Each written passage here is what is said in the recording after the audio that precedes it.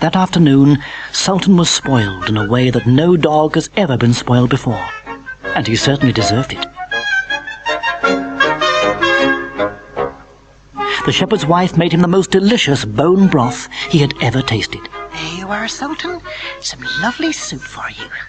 His master went out to buy him a new basket, and he put his favourite cushion in it to make it extra comfortable for him. Sit yourself down now. Good dog.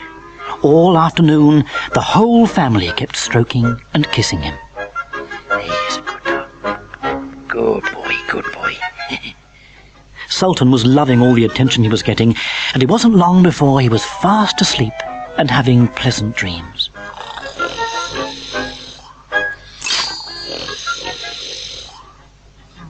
When he'd had his nap, he wandered off to the woods to thank the wolf for helping him out. The wolf was very happy to see his old friend Sultan again. I'm so glad you came to see me.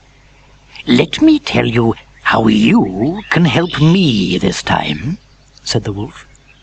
I'm all ears, said Sultan. After all, one good turn deserves another. Well, said the wolf, I've longed to eat one of your master's tasty-looking sheep for some time.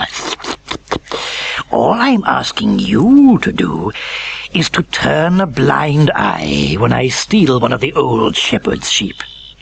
Oh, don't be daft. I can't disobey my master, said Sultan. But the wolf thought he was joking and didn't take any notice of him.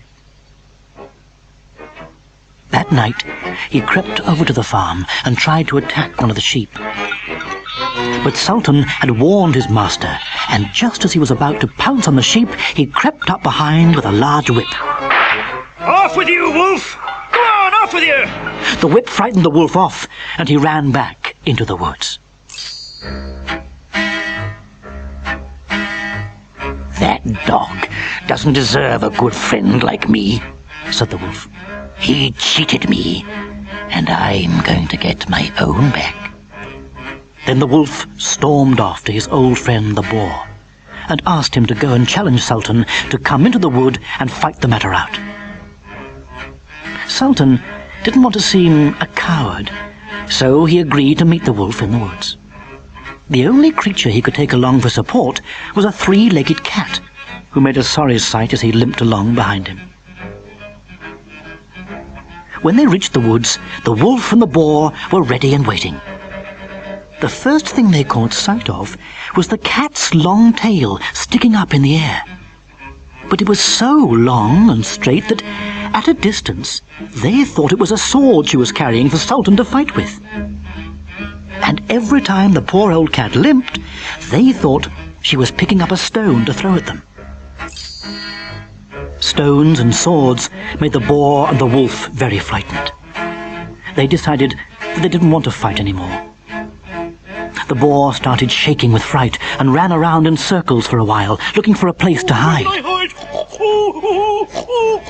frightened. When he saw a large pile of leaves, he jumped into them and kept well hidden. The wolf, afraid of facing his enemies alone, jumped up into a tree and hoped that the dog and cat would not see him. Oh dear, oh dear. Where can they be? I'm sure we've come to the right place, said Sultan. The boar hadn't hidden himself very well because his ears were just sticking out of the leaves. One of his ears shook, and when the cat saw it, he thought it was a mouse. So he gave it a good, hard bite. That really hurt, said the boar. He leapt up and ran away, shouting, Look up in that tree! He's the one you should be after! So Sultan and the cat looked up, and they saw the wolf sitting in the branches of the tree. You cowardly old wolf, they shouted. Jump down and show your face if you dare, or we'll shake the tree until you fall out of it. No, don't do that. I'm coming down now, said the wolf, and the wolf jumped down.